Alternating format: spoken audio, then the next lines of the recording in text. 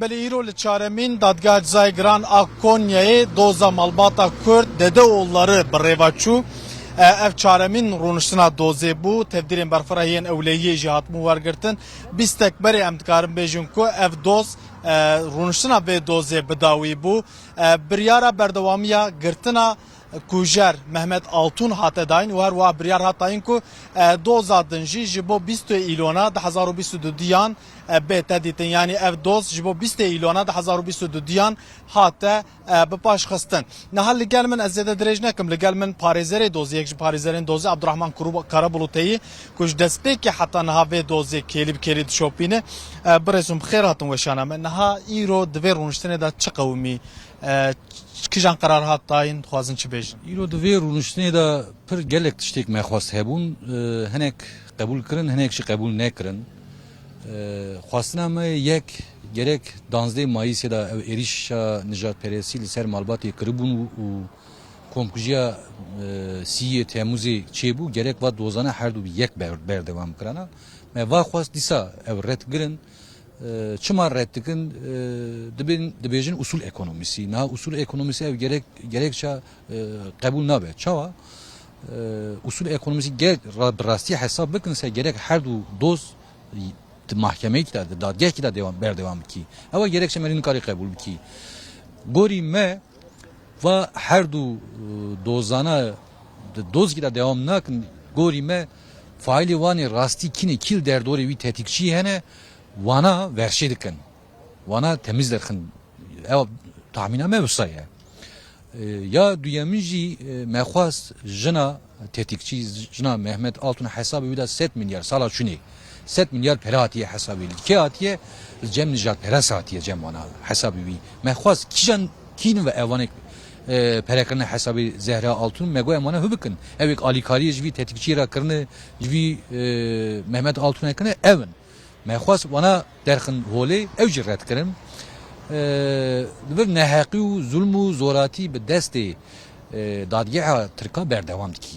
Hîn berdewam dikî hîn jî berdewam. Evraq û belge jî teslîm kir dengên qeydî jî we bawerim qasî 8 saat û 5 deqe bû we teslîm kir li wan hevdîtinan da hevdîtinên telefonê da tiştên giring jî henin ku tê xuya kirin ku ev qetliam ev komkujî baweke organize baweke plankirî hatiye kirin.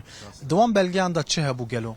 Duam belge hada evek komkuji şekli Mehmet Altun xalê xwe re xeber de dibêje polis ez negirtim ez bi xwe teslîm bûm. Wextek polis ez girtim hek dan me. Gotin wana hek kiriye. Te kuştî te baş kiriye. Wana ji me re ses qaydî da dibêjim. Ew jî pirs kir. Ve ez tiştekî hatırlamış nakim. Yek jî go zemanek ez hatim girtinê go polis me re alîkarî kirine. Wa jî me pirs kir wê re jî red kir tabî. Yani zulm zoratî û nijadperestî hem destê faşîsta heye hem destê polîsa heye hem jî bi destê savcî hem jî bi destê mahkeme vêga jî berdewam dikî wana alîkarî bi wan ra dikin. Yani van nijadperest re alîkariyê re hîn jî berdewam dikin. Me ew pirs kirin tiştekî gelek girîng duwa qeyda da derketin holê hîn jî qeyd tên yek natin jî yani em wana çav dikin. Çi ji destê me dertê heta sonê em ê berdewam bikim. Niha birezdiyekê tîrmehê da jî piştî sê rojan jî wê doza êrişa ser malbata dedeoğulları bêdîtin êrişa nijadperestî ji ber ku dosya nekirin yek. Di wê dosyayê da rewş çi ye hûn çi hêvî dikin? Di wê dosyada du kes hatine girtinê ew jî Lütfî Keleş û bi birazê wî Velî Keleş e vêga. Ew jî derket holê WhatsApp yazışması wan da nivîsê wan da her tişt derxistin ortaya me derxist holê dibêjin du heb kes du kes bila wî suçî hilinin ser xwe yedine em ê cîbêlin.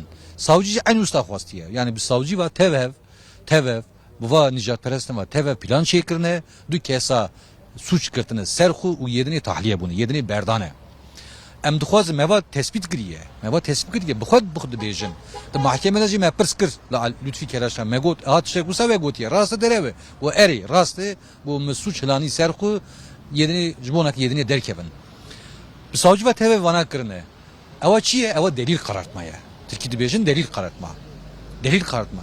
Tiştek nû derketî ortaya ji bo navî gerek jî gerek heft kes duê dozê da jî ra girtî berdewam bikin gerek tutuklama van çev ve em duxwazin dîsa red kirin yekî mehî jî yani yekî roja înê jî ev dadgeha dika çevbî êrîşakdan ser malbat dede oluya 12 Gulanê da ji qamûyê em dibêjin bira Kurd bi yek bin bira yek dibêjin em insanin bira werin destekî bidin me bira alîkariyê bidin me kêmasiyê ji bona vê yekî jî kêmasiyê ez wê ji wera bêjim bi qenera wera dibêjim gerek em hin bi quvvet bin hin bi yani ihtiyaca me heye ya malbatê jî yê parêzera jî heye em vê dixwazin. Belê zor spas.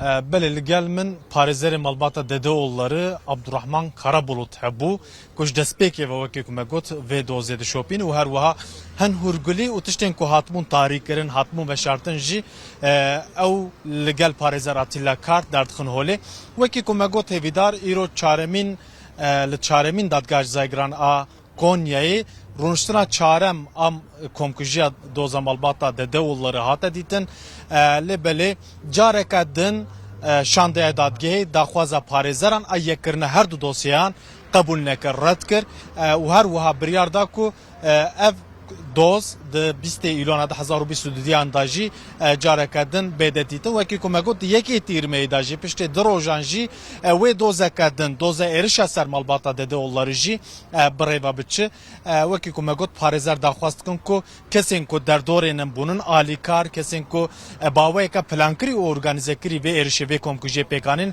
ew jî bêne girtin lê belê bas hadi doza komkujiyê da kesek kujer Mehmet Altun girtiye di doza êrişê da jî du kes hatiye girtin lê belê dema ku destpêkê da ev qetliam pêk hatibû 13 kes hatibûn girtin lê belê pişa 12 kes bê ku bêne girtî berdewam bikin hatibûn berdan lê belê bas kesek kujer Mehmet Altun biryara berdewamiya wî jî girtina berdewamiya wî jî hatiye dayîn wekî ku me got hejmarek zêde niha hêzên ewlekarî jî li vê derê amadenin li belê bê nîqaş û aloziyek em dikarin bêjin ku dest pê bike îro ev dadgeh ev rûniştin jî bidawî bû.